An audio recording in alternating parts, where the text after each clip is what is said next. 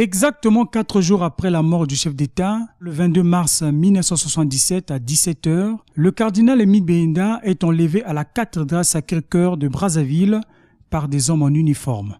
À tous nos frères croyants du Nord, du Centre et du Sud, nous demandons beaucoup de calme, de fraternité et de confiance en Dieu, Père de toute race et de toute tribu, afin qu'aucun geste déraisonnable ne puisse compromettre un climat de paix que nous souhaitons tous. C'est le message que laisse le cardinal à l'abbé Louis Badilla lorsqu'il est emmené. Du 18 mars où le président était assassiné au 22, il y avait maintenant un bruit qui circulait. Vraiment, il y aura peut-être quelque chose de fâcheux qui arriverait au cardinal, parce qu'ils étaient avec les sœurs les derniers à aller voir le président. Il va être pris, on va l'amener, c'est tout ce qu'on savait.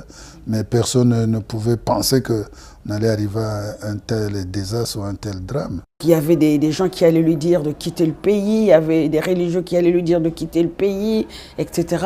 Mais le cardinal avait dit non, moi je ne peux pas quitter le pays, j'y suis, je reste. Et je ne peux pas laisser mon clergé, je ne peux pas laisser mes religieux, mes chrétiens pour fuir, je ne peux pas, j'y suis et je reste. 2 jours plus tard, le corps sans vie de son éminence, le cardinal Émile Béinda, est retrouvé inhumé sur une colline dans la banlieue nord de Brazzaville qui porte depuis son nom. Ça a été un sentiment de révolte d'abord, un sentiment de révolte et des sentiments vraiment de tristesse.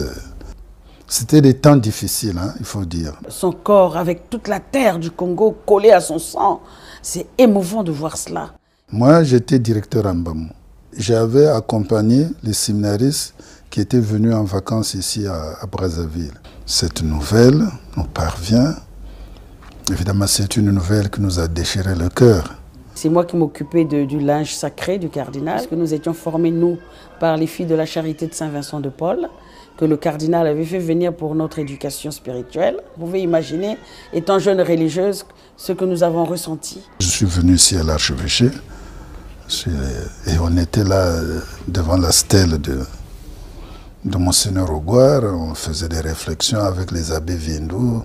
Vraiment, on dit, mais on n'en revenait pas, mais qu'est-ce qui s'est passé pour qu'un prêtre comme ça, un prélat, qui a tout un monde derrière lui, puisse être saisi comme ça et puis être tué. Donc on avait perdu non seulement un père, je peux dire le seul cardinal de l'Afrique centrale, un cardinal, un papa, enfin tout ce que vous pouvez décrire. Donc on était vraiment, vraiment bouleversés.